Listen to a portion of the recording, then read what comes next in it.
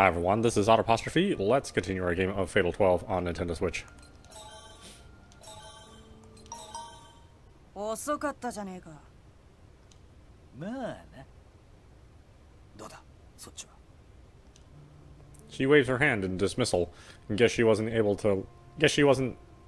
to learn anything interesting, so now she's pissed off. Meanwhile, I'm feeling pretty great because I've gotten my hands on some crucial info. じゃあ情報を手に入れたのは俺だけってことかな。もったいぶらずにとっとと言いやがれば赤チン。 Yep, she's pissed alright. I heave a quick sigh before explaining what I saw. ロの野郎、真面目な顔して女と合流してやがった。女？家族じゃないな。妻も3人の子供もまだ北京に住んでいるはずだ。ああ、若い女だったぜ。ありゃ愛人だな。ご丁寧にマンションに入るときキスをしてやがった。悪趣味なやつだな。だろ、あの太っちょ、真面目そうな顔した愛人作ってやがったんだ。犬にも懐かれてるみたいだから相当通い詰めてるぜ。犬にもね。おっと、悪趣味なのはお前だぜ。中年男の恋事情を覗き見してんだからさ。あんたイラついてるからってそりゃねえぜ。ともかくだ、こいつの未練は愛人で決まりだな。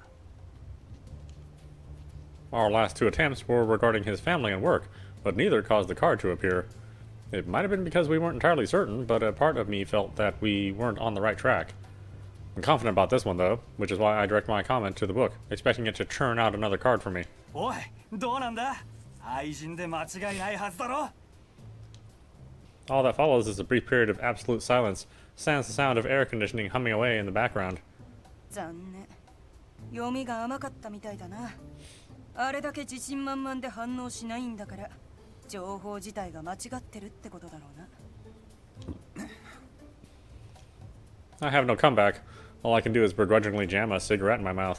スーなら喫煙所へ行ってくれ。私はタバコの煙が嫌いなんだ。やり直しかよ。もういい。また明日あいつを追うんだな。 She flashes me her standard grin in response. お前にはまた尾行をしてもらおうかな。私は今度こそ尻尾を掴んでやるさ。好きにしてくれよ。今頃の愛人とよろしくかよ。 I found myself eyeing Odette after saying that, but nah, I wouldn't go at it with someone like her even if she asked. I head out to have a smoke after that, a little annoyed at myself for even considering that option.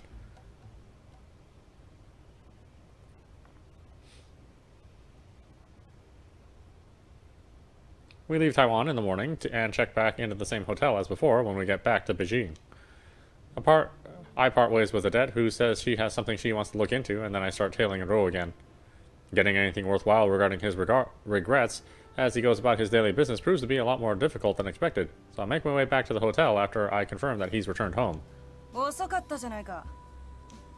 あんた、どこへ行ってたんだ？まあ、どこでもいいじゃないの。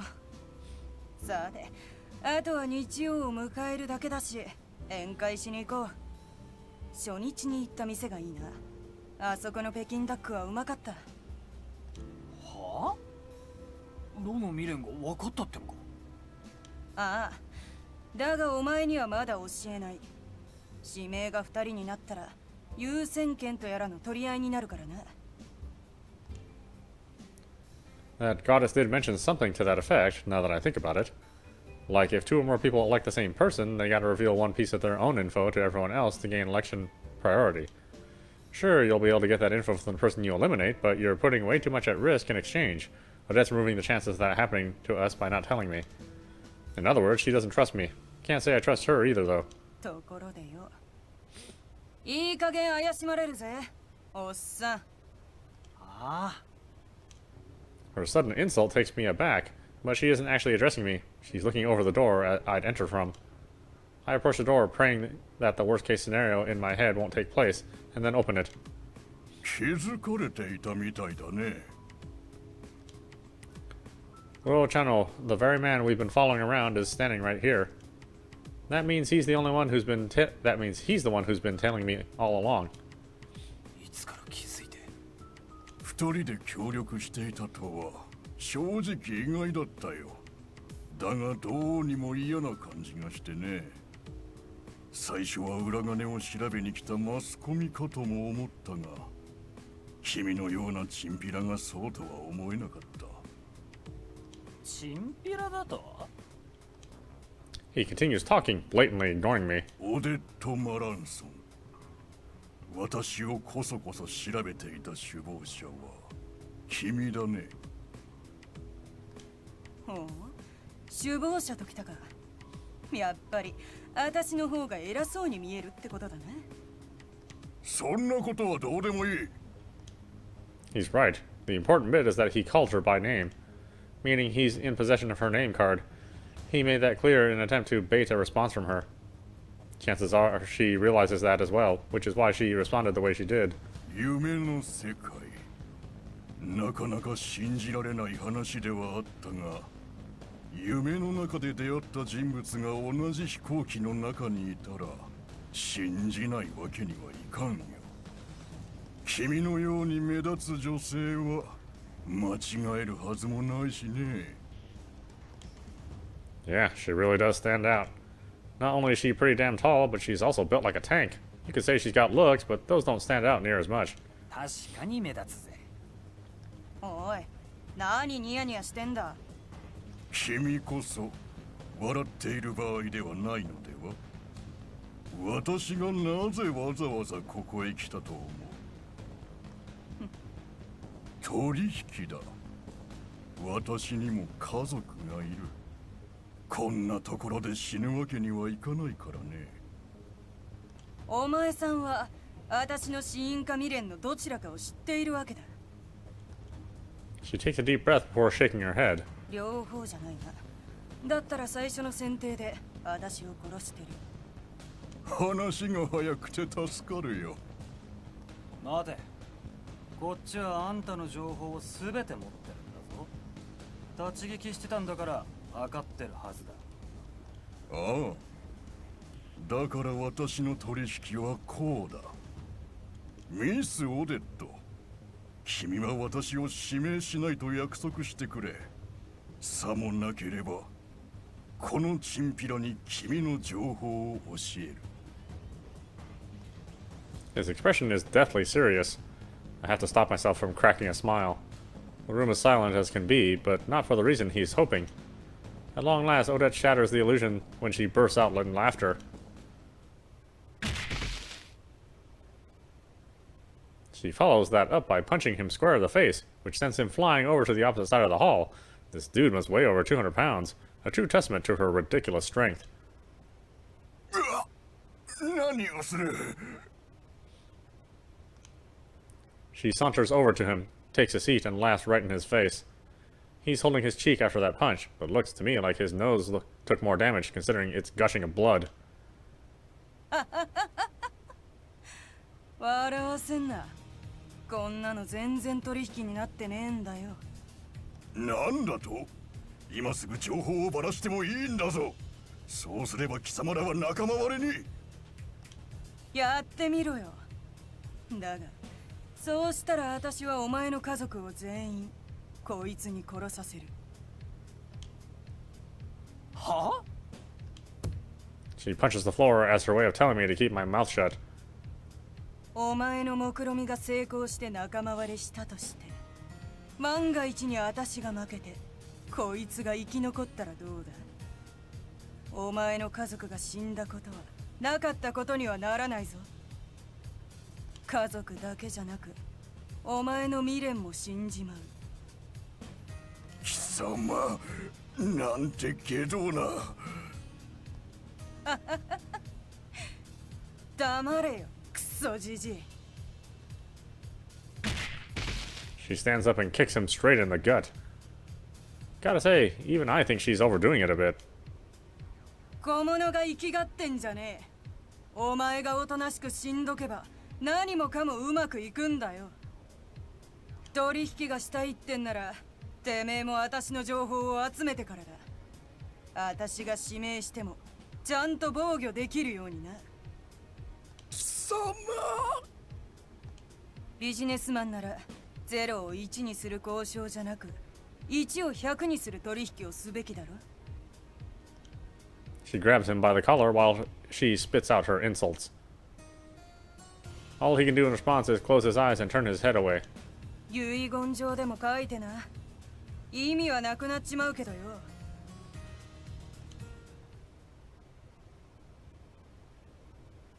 Once she finishes, she motions for me to go back into the room with her. There's plenty I want to call her out on, but the last thing I want to do is go against her will right now. It's like I've said before. She's the type of person who tries to ultimately solve everything through violence. Once we're back in the room, she acts like nothing just happened. さあ、飯食いに行くぞ。わかったよ。 This woman really is nuts. The Mafia might do some shady stuff now and then, but we still have some attachment to society's norms, considering we dip our hands in regular business to a certain extent. Meanwhile, people like her who live by the rules of the sea lack any such attachments. That realization helps me explain why even a mafioso like myself can be surprised by someone's insanity.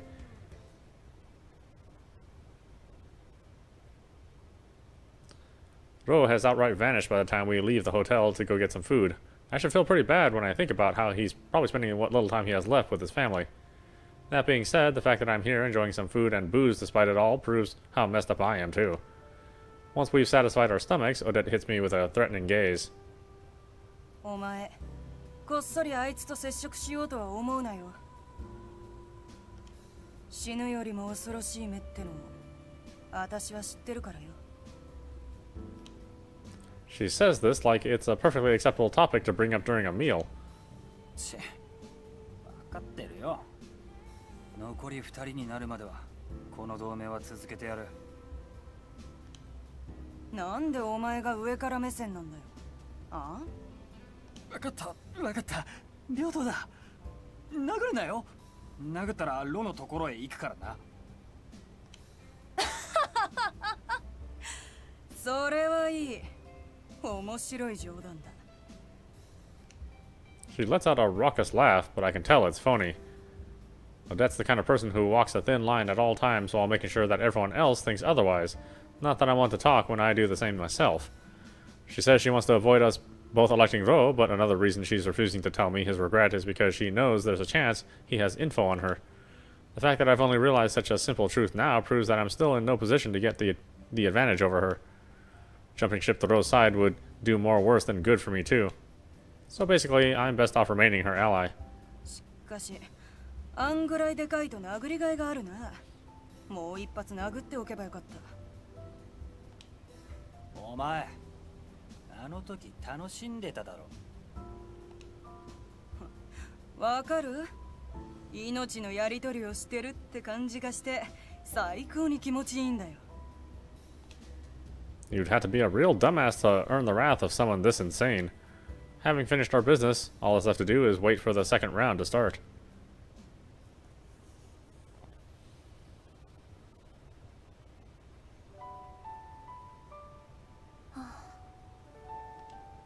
There's been no progress at all these past few days in regards to divine selection. As for things with Miharu, nothing's really changed between me and Miharu ever since this whole thing started.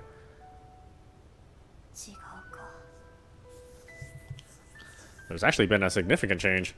I'm referring to the fact that we're both just acting as though nothing's changed. As for Naomi, I've been seeing her more and more recently. That's mainly due to my teaching her how to brew coffee for the cultural festival.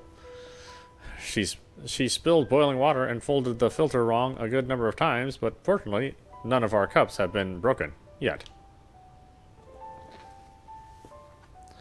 That's likely due to the fact that she's aware of how much my gran treasures them, so she takes extra care despite her inherent clumsiness.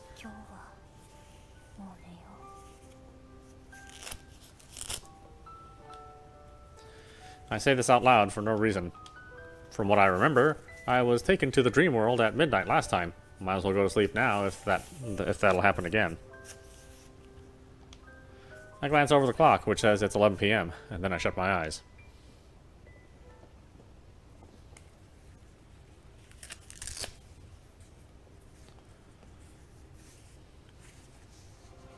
きていても眠っていても関係ないのか。 I find myself in the court of fate once again. It's as impressive as ever. As I figured, it doesn't matter whether or not I'm asleep when the time comes. To my left is Mahato, and to my right is that Middle Eastern man. I take brief glances at both of their faces, opting not to engage with either of them. Part of me is afraid of that man. He doesn't seem fazed by the fact that he eliminated someone last time. I can't imagine I'd remain that stoic, knowing I'd just stolen someone's future from them. None of the other participants speak to each other. Instead, we allow an oppressive silence to rule the court. ごきげんよう、運命の奴隷の皆様。 The one to break that silence is none other than the girl we've all grown familiar with. She stands in the middle of the court, posturing as elegant as ever. I'm fairly sure she wasn't here when I arrived, and yet she's here now. I assume this is what I'd like to... I assume this is what I'd feel like if you... Or I assume this is what it'd feel like if you saw someone teleport in front of you. She actually might be teleporting, though, assuming that whole thing about being a goddess is true. 皆様、まだまだお元気そうでございますわね。再び死ぬ実感など、まだ湧いてはいないのでしょう。 Just hearing her speak helps convince me that she's not lying about being a goddess. You can tell she's looking down on us based on her ruthlessness, which somehow seems fitting for a goddess. I definitely reevaluated my thoughts on her over this past week.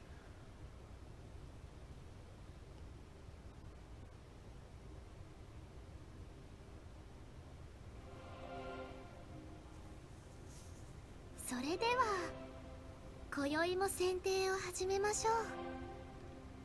She softly announces the beginning of the end. 回れ、運命の大時計よ。 In response to her command, the hands of the clock begin to move. The long minute hand points at me. I didn't notice during the first round thanks to my circumstances, but this is basically the method of confirming whether or not a participant wants to elect someone. 私は Mihara opts not to elect anyone as well. The man appointed as numeral 3 does the same. He's tall and wears a suit.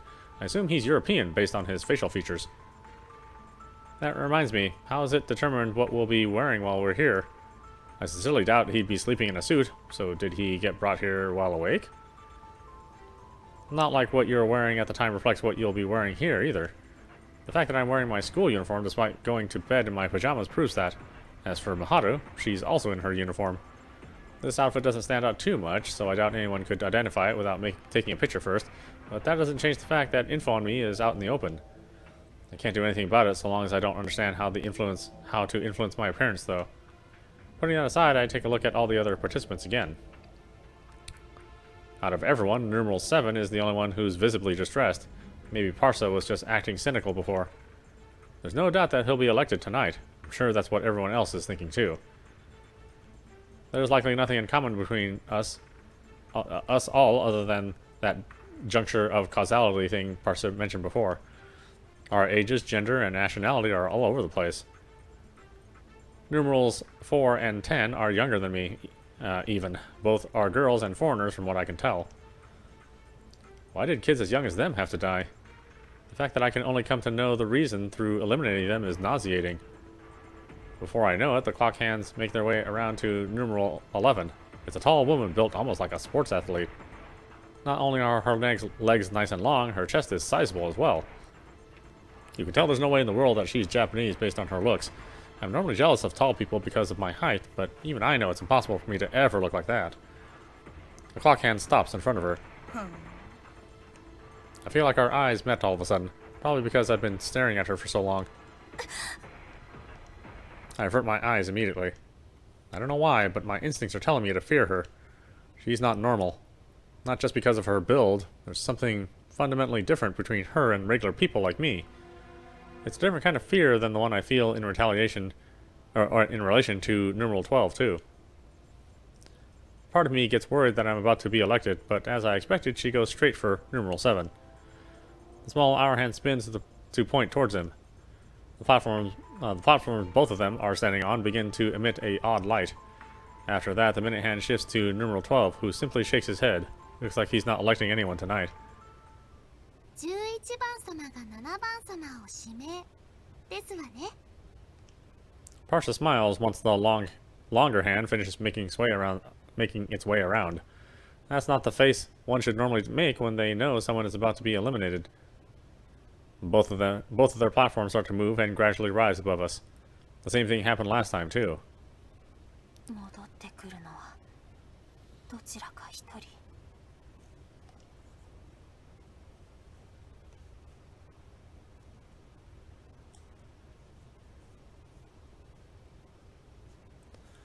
I take my eyes off the rising platforms after muttering that. It doesn't take long for them to finish.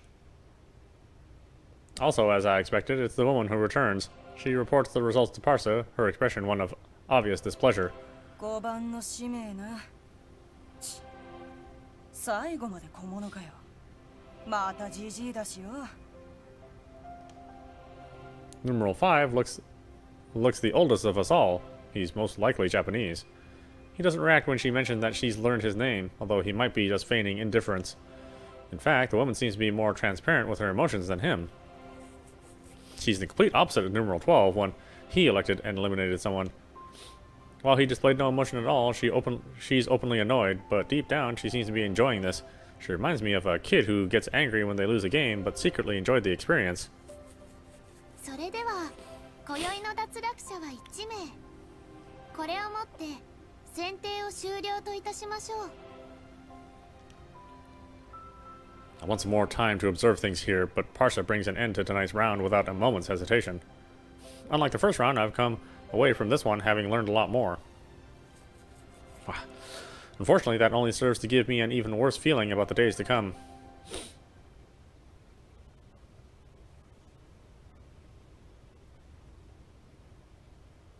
By the time Odette eliminates Ro, morning has come. I can't even remember when I was awake or asleep when we got taken into the dream world. It's partially due to the fact that I didn't take the time difference between here and Japan into account.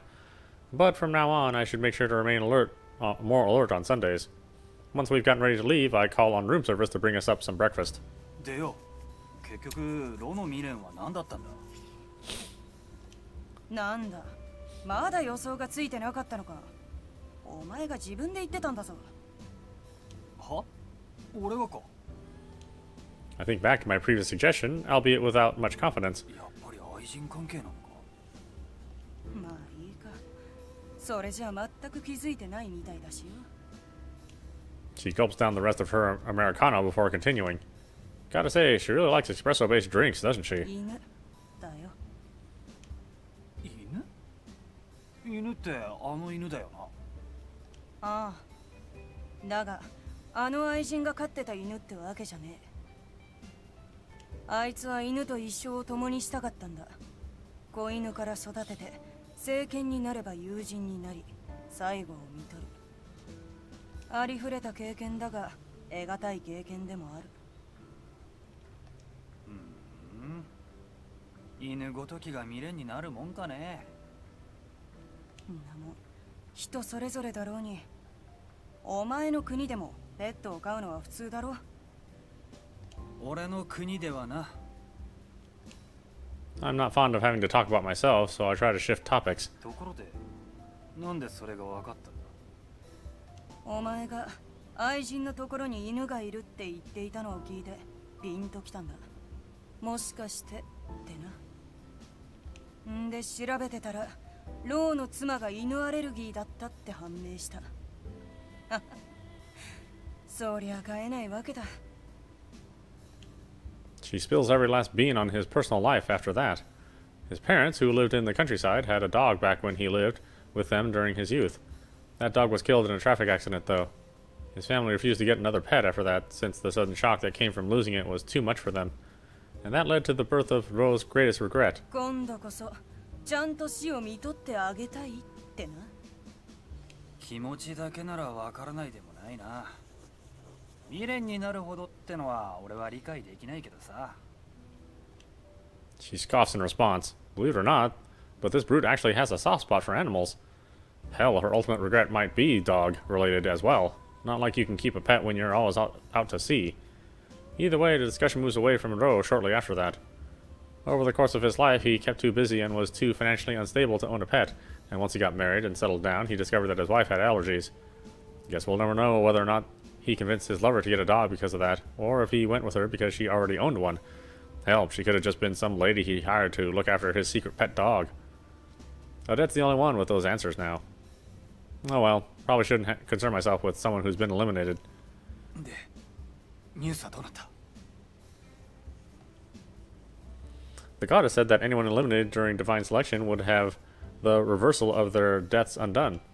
Not only that, but any events linked to that period of time would also be undone. 俺自分で見ろ She flings her smartphone across the table to me in response. I don't even need to browse the web based on her reaction, so I give a casual glance towards the screen before handing it back. 2週間前、中国の有名企業の役員が会議中に脳梗塞で突然死。ところでよ、あの運命の大広間とやらの上はどうなってるんだ？指名の時上に行ってただろ？ I'm starting to find myself curious about how the election process works. ちーと説明が面倒だが、まあ教えておいた方が今後はいいか。 She doesn't seem too sure at first, but she decides to take the time to give me a primer. And a pretty long primer at that, even for someone who talks as much as she does.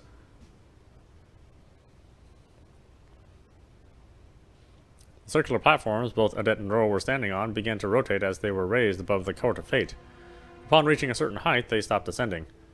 The layout of the upper area was similar to the lower stratum, but parts of it felt different somehow. The goddess, displaying her usual wry smile, made her own ascent before either participant could blink. それでは指名をどうぞ。 After ascending, all of the cards in Odette's possession sprung out from her book at once. A strange light surrounded them, masking both their number and contents from everyone's view except Odette's. なんだ言えばいいんだなこいつの情報を。貴様！あなた様のお好きなようにカードを宣言してくださいまし。 Odette's eyes scanned across the cards in front of her. She currently had 9 cards, including her own. Among them were 3 specific cards she needed to read aloud. She brushes her fingers against them before speaking. ローチャンホやめろ！やめてくれ！てめえの死因は脳梗塞。私には家族がいるんだ。私が死んだら家族はどうなる？貴様はその責任を背負えるのか？まだ間に合う。指名をやめなさい。金はある。私は株も土地も持っている。みっともねえな。いくら欲しい？いくらでも出す。私の信用情報ならいくらでも引き出せる。一生遊んで暮らせるぞ。どうする？こいつの未練は犬だ。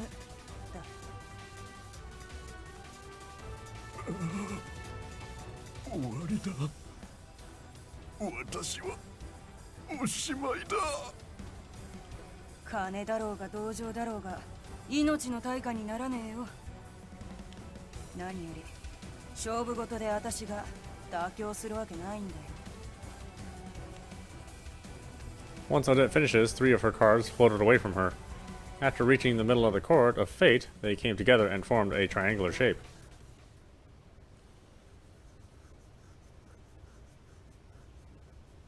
じゃあな、おっさん。 Who knows whether or not he could hear her last words to him. He simply hung his head in despair, realizing that his fate had been sealed. One by one, Odette's cards began to emit a white light. 散りゆくものに福音あれ。 Said light got brighter and brighter until it eventually blanketed the entire area. And then it happened. In the brief moment that Odette's vision was blinded by the light enveloping that area, her consciousness was overtaken by an unfamiliar scene. Her senses were linked to the scene as well.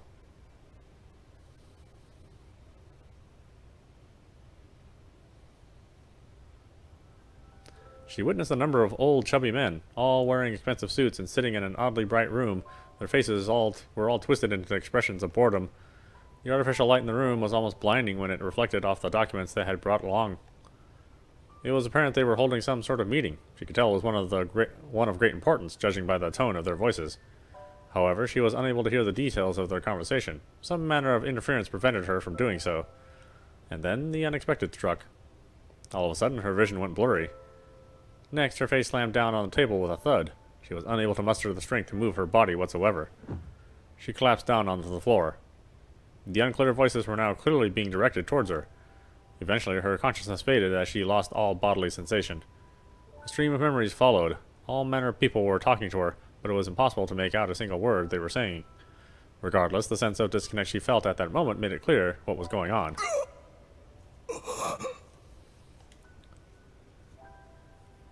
Those were Ro's memories. Memories of the moment he died, engraved upon his very soul. And as he drew his last breath, Ro's thoughts were of his dog that died when he was young.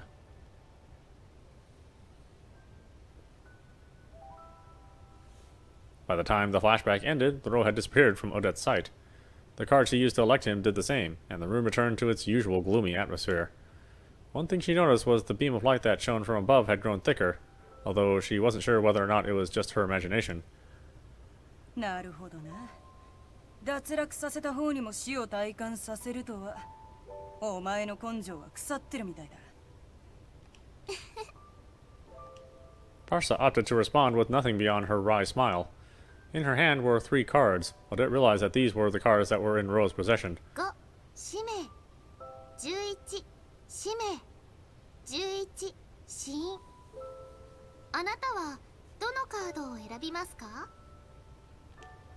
The platform on which Odette stood began to move soon after Parsa asked her question. 下へ戻るまでに考えておいてくださいね。選択肢ねえじゃねえかそれ。 While she imagined this outcome, the fact that she was so on the money left her visibly annoyed. Following that, both her and Parsa returned to the lower level of the Court of Fate. なるほど。I tried to imagine everything she's just explained to me. Basically, you're forced to experience the same death as those you eliminate. 嫌な気分だぜ。アルカってのはあんな顔してひどいやつだ。そうか、なかなかにスリルがあったけどよ。 In response, I make sure to sigh loudly enough for her to hear. She keeps babbling on without a care in the world, though. んなことより、日本入りするぜ。結局行かなきゃいけないから早い方がいいってことだな。それにあんたが取得したカードの主はどうやら日本人だったな。相当なジジイだったと思うが。そういうことだ。よし、食ったら出るぞ。 It finally feels like the second round's over, now that we've decided our next move. Washing down the last flaky bits of my croissant with some milk, I stand up and get ready to leave.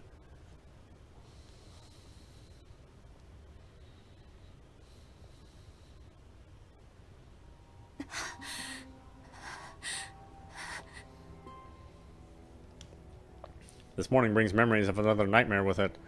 The second round of divine selection has taken place. By this point, I've already accepted that I'm a participant.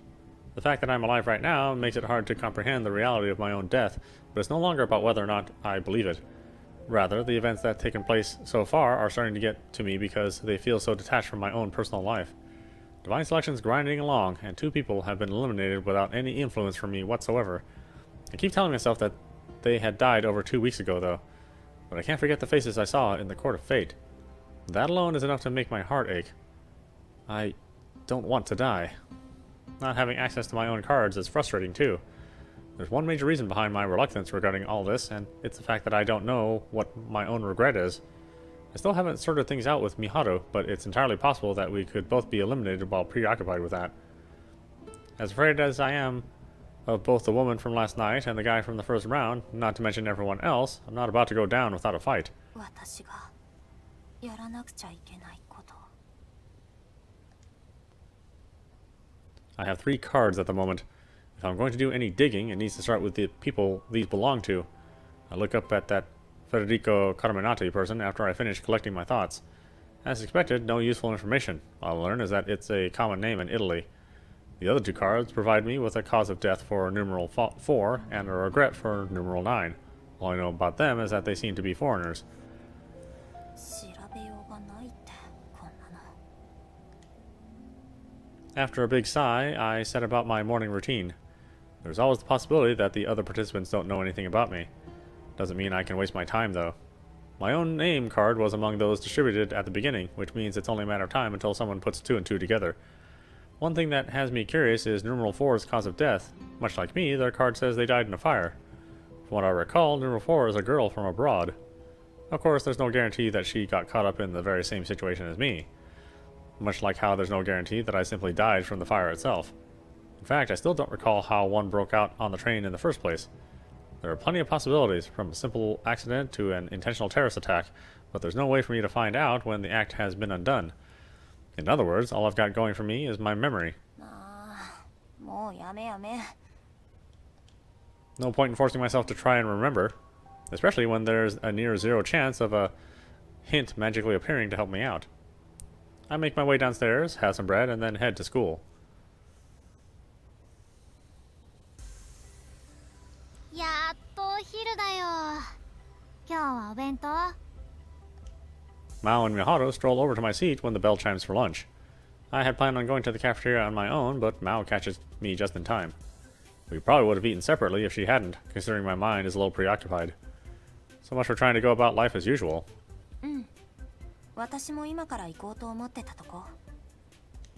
僕も今朝はちょっと寝坊してしまってね。お弁当を作れなかったんだ。寝坊。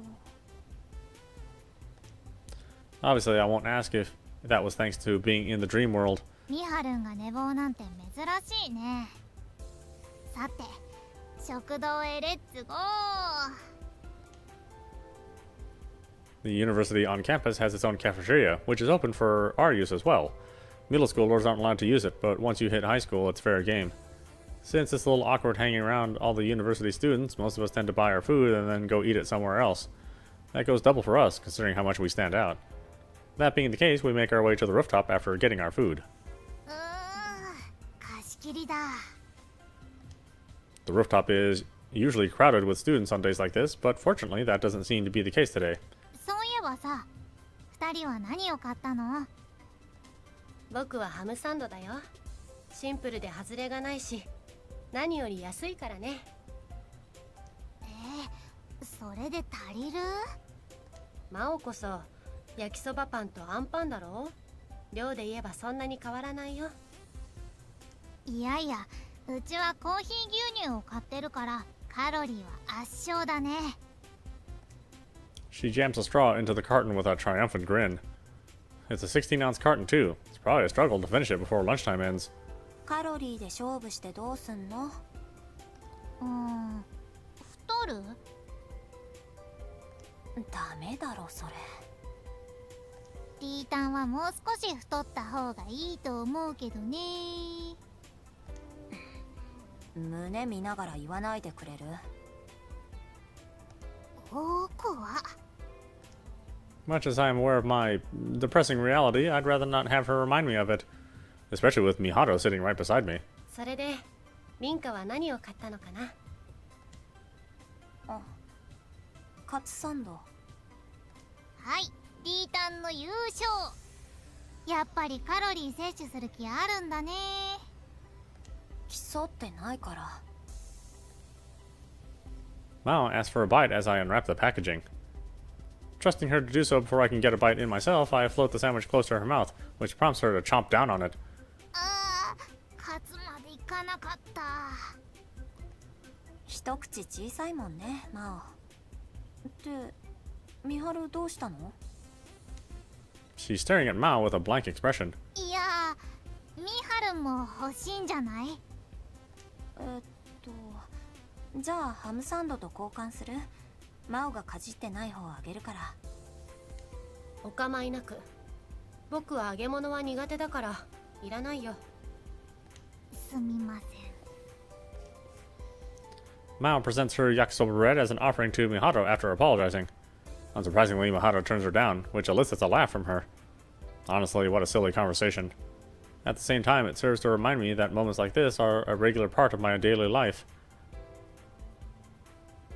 リンカどうしたの？いや、なんでもない。ちょっとぼーっとしちゃってさ。That said, I go back to eating my lunch. We keep chatting away like usual on the rooftop until just before lunchtime ends.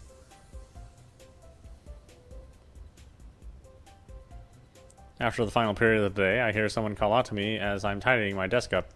先輩。あ、ナオミ。 Turns out to be Naomi. The culture festival isn't far off at this point, so it's about time she starts teaching her classmates how to brew coffee themselves. That's why we've made a deal to have her come over to Lion House as much as possible this week. She normally waits for me at the gate, so it's kind of surprising to see her come straight to my classroom. Now that I think about it, will everything I'm teaching Naomi right now be undone if I get eliminated? Based on what Parsha said, it's all but guaranteed. If that's true, then why am I even bothering? 先輩どうしました？ごめん。なんでもない。I can't keep acting like this. Mao caught me spacing out earlier today, too. お待たせ。もう行けるよ。リンカ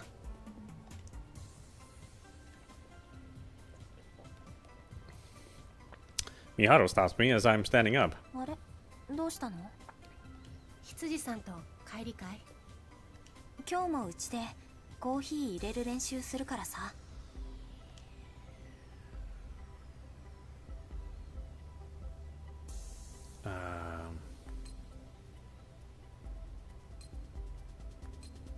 I think you're going to work?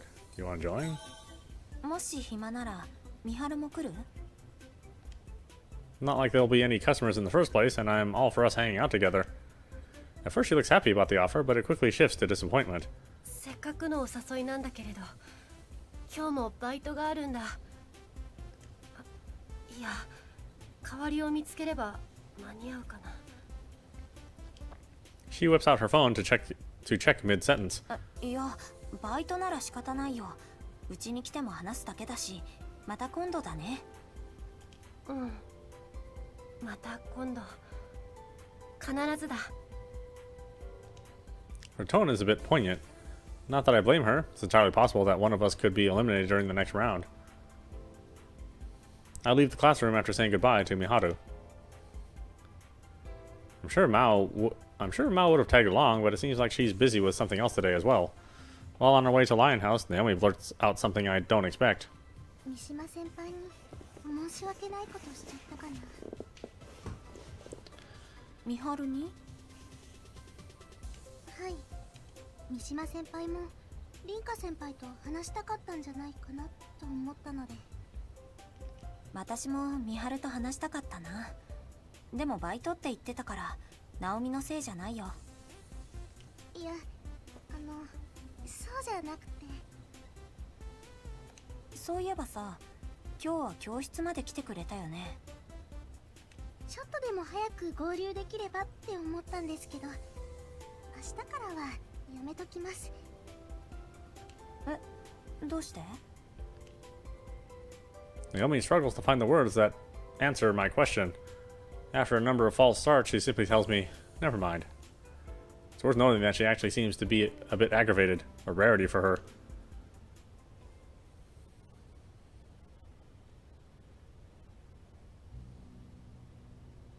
Unbeknownst to both Rinka and Naomi, there is a girl secretly watching them from the school gate. It was Mishima Miharu, known at Amacha High for her looks and admission via scholarship. To many, she is the embodiment of perfection. However, this perception has made her somewhat difficult to approach for them, especially now, as tears stream down her cheeks for all to see. A scenario likely to become the locus of many rumors, if it involves anyone other than Miharu. In fact, it is such an unusual sight that no one will dare to mention it at all. ミハル、まだいたんだ。Amongst the crowd of students pretending they haven't seen anything, Ogama Mao is the only one to address her. Her attitude remains consistent, even in the presence of her friend crying without uttering a word. Miharu's focus never shifts, despite Mao's presence. As such, Mao follows her line of sight, only to give a sage nod after seeing the two figures it leads to. なるほどね。ねえなに？もし死ぬとしたら僕はインカに愛されて死にたい。 Her voice quivers as she says this to Mao. Her words lack even the slightest hint of exaggeration. Mao is well aware that she has simply let her true feelings slip out. Miharu's words fail to faze her. She responds as she always does. じゃあまだ死ねないよね。